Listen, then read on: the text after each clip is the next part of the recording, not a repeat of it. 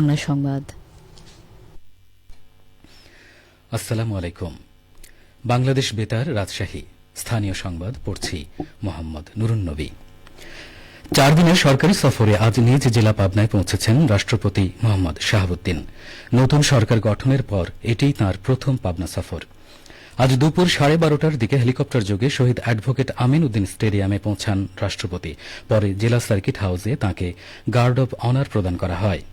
এ সময় রাজশাহী বিভাগীয় কমিশনার ড আ নম বজলুর রশিদ, পাবনা জেলা প্রশাসক শাহেদ মুস্তফা ও পুলিশ সুপার আনোয়ার জাহিদ সহ সংশ্লিষ্টরা উপস্থিত ছিলেন। সফরসূচি অনুযায়ী রাষ্ট্রপতি আজ সার্কিট হাউসে রাত যাপন করবেন। আগামীকাল সকালে আরিফপুর সদর কবরস্থানে বাবা মায়ের কবর জিয়ারত করবেন। এদিন সন্ধ্যা 7টায় পাবনা প্রেস ক্লাবে স্থানীয় সাংবাদিকদের সঙ্গে মতবিনিময় সভায় মিলিত হবেন তিনি। সোমবার সকালে পাবনা সদরের ভবানীপুর মসজিদ পরিদর্শনে যাবেন। একই দিন সন্ধ্যা 7টায় শহরের জুবিলি ট্যাঙ্ক এলাকায় নিজ বাসভবনে সময় কাটাবেন। মঙ্গলবার সকালে পাবনা সার্কিট হাউসে গার্ড অফ অনার গ্রহণ শেষে হেলিকপ্টার যোগে ঢাকার উদ্দেশ্যে পাবনা ত্যাগ করবেন রাষ্ট্রপতি।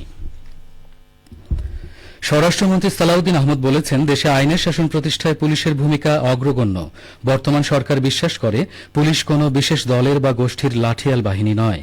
পুলিশ বাহিনীকে দলীয় প্রভাব মুক্ত করে একটি আধুনিক সেবাধর্মী ও মানবিক সংস্থায় রূপান্তর করাই সরকারের মূল লক্ষ্য। পুলিশের জনবল বৃদ্ধিতে নানাবিধ উদ্যোগ গ্রহণ করেছে সরকার। আজ রাজশাহীর সারদায় অবস্থিত পুলিশ একাডেমিতে আয়োজিত 43তম বিসিএস পুলিশ ক্যাডারের শিক্ষানবিশ সহকারী পুলিশ সুপারদের মৌলিক প্রশিক্ষণ সমাপনী কুচকাওয়াজ অনুষ্ঠানে প্রধান অতিথির বক্তব্যে তিনি একথা বলেন। আইন সবার প্রতি সমান উল্লেখ করে মন্ত্রী বলেন, দেশে এক ঐতিহাসিক পরিবর্তনের মধ্য দিয়ে যাচ্ছে। আপনাদের দায়িত্ব অনেক বেশি। রাষ্ট্রের এই রূপান্তরকালে আপনাদের নিজেদেরকে উপযোগী করে তুলতে হবে। সততা, দক্ষতা ও পেশাদারিত্বের সাথে দায়িত্ব পালন করতে হবে। পুলিশের আচরণ হতে হবে মানবিক ও আইনের প্রতি গভীর শ্রদ্ধাশীল। মনে রাখতে হবে, চেইন অফ কমান্ড, শৃঙ্খলা, আনুগত্য ও নেতৃত্বই একটি বাহিনীর শক্তির মূল শক্তি। আইনের চোখে সবাই সমান। বক্তব্যের শুরুতে তিনি মুক্তিযুদ্ধের শহীদ, স্বাধীনতা যুদ্ধে অংশগ্রহণকারী মুক্তিযুদ্ধের ঘোষক জিয়াউর রহমান এবং জুলাই আন্দোলনের শহীদদের স্মরণ করেন। এর আগে তিনি শিক্ষানবিশ সহকারী পুলিশ সুপারদের অভিবাদন গ্রহণ ও প্যারেড পরিদর্শন করেন এবং প্রশিক্ষণ শেষে বিভিন্ন ক্যাটাগরিতে শ্রেষ্ঠত্ব অর্জনকারীদের হাতে পুরস্কার তুলে দেন। 2025 সালের 1 মার্চ থেকে শুরু হওয়া প্রশিক্ষণে অংশ নেন 80 জন, যাদের মধ্যে প্রশিক্ষণ সম্পন্ন করেছেন 72 জন ক্যাডার। এদের মধ্যে নারী ক্যাডার 6 জন এবং পুরুষ ক্যাডার 66 জন। প্রশিক্ষণ সমাপনী কুচকাওয়াজ অনুষ্ঠানে ভূমিমন্ত্রী মিজানুর রহমান মিনু, পুলিশের আইজিপি সহ বিভিন্ন আসনের এমপি এবং সরকারের ঊর্ধ্বতন কর্মকর্তাবৃন্দ উপস্থিত ছিলেন। সিরাজগঞ্জে বাঘাবাড়ী অয়েল ডিপো পরিদর্শন করেছেন বিদ্যুৎ, জ্বালানি ও খনিজ সম্পদ মন্ত্রী ইকবাল হাসান মাহমুদ টুকু। তিনি গতরাতে বাঘাবাড়ী অয়েল ডিপো পরিদর্শন করেন। এ সময় সিরাজগঞ্জ জেলা প্রশাসক আমিনুল ইসলাম ও পুলিশ সুপার সাইফুল ইসলাম সহ প্রশাসনের কর্মকর্তারা উপস্থিত ছিলেন। পরিদর্শনে গিয়ে বিদ্যুৎ, জ্বালানি ও খনিজ সম্পদ মন্ত্রী ইকবাল হাসান মাহমুদ টুকু প্রত্যেক ইনচার্জকে নির্দেশনা দেন যেন প্রতিটি পাম্পে তেল যায় এবং ঠিকমতো তেল পৌঁছে।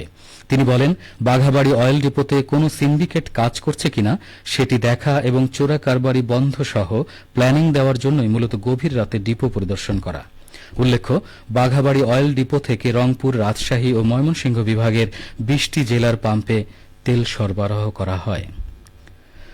নওগাঁয় স্বাধীনতার 55তম বর্ষপূর্তি উপলক্ষে শতধ্বনিতে স্বাধীনতার ঝংকার শিরোনামে অনুষ্ঠানমালা পরিবেশিত হয়েছে। গতকাল সন্ধ্যায় শহরের বিয়াম ল্যাবরেটরি স্কুল চত্বরে হাতেখড়ি নওগাঁ নামে একটি সংগঠন এর আয়োজন করে। এতে প্রধান অতিথি ছিলেন সংসদ সদস্য মোহাম্মদ জাহিদুল ইসলাম ধলু। অনুষ্ঠানের মূল পর্বে মঞ্চে একসাথে 175 জন শিল্পীর অংশগ্রহণে আবৃত্তি, গান এবং নাচ পরিবেশন করা হয়। আয়োজকরা জানান, সাংস্কৃতিক অঙ্গনে 2010 সাল থেকে সংস্কৃতি চর্চার মধ্য দিয়ে শিশুদের মেধা ও মনন বিকাশে কাজ করছে সংগঠনটি।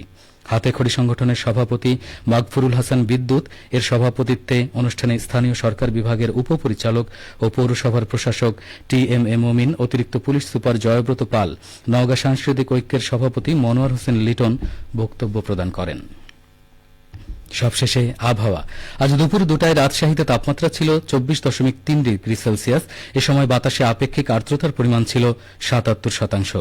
রাজশাহী ও পার্শ্ববর্তী এলাকায় আজ সূর্যাস্ত সন্ধে 6:19। সংবাদ শেষ হল। আমাদের পরবর্তী সংবাদ বিকেল 4:05। খবরের পরে আমরা আবারও ফিরে এলাম